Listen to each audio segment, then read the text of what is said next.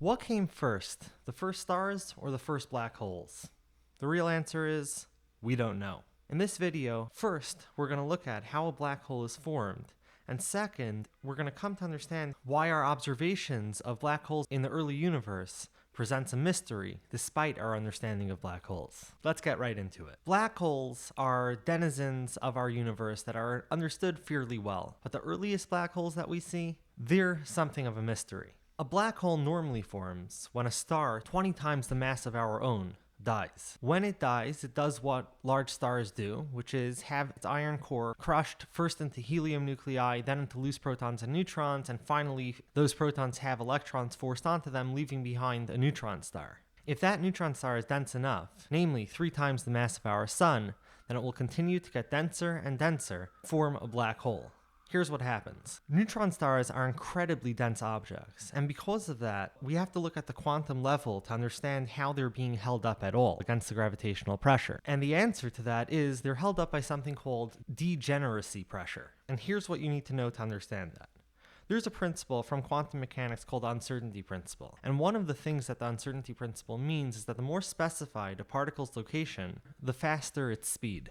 And what this means over here is that as a neutron star becomes more and more compact, the particle's location is more and more specified, and therefore the speed of the particles increase and increase. And this goes up to the point where they're moving at the speed of light.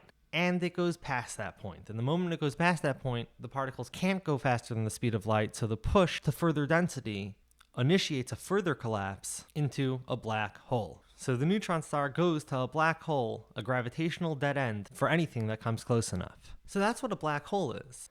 And as we've seen, many of the first generation stars in our universe would have been 20 times the size of our sun and far larger. So it's no surprise that when we look back into the early universe, into the 650 million year old universe, we see a lot of black holes. But the surprise is their size. We know about these primordial black holes because they shine out to us as quasars. Quasars are what happens when a black hole is in the center of a galaxy and it's being fed by a lot of gas that's swirling into it.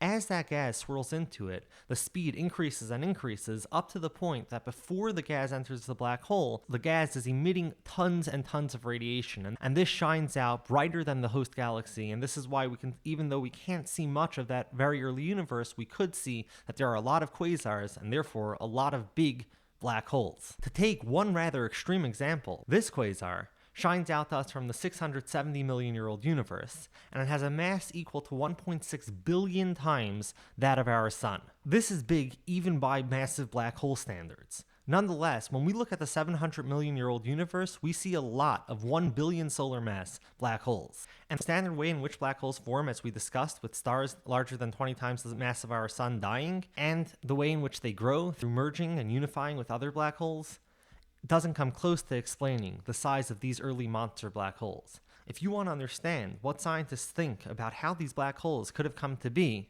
check out the next video. Until then,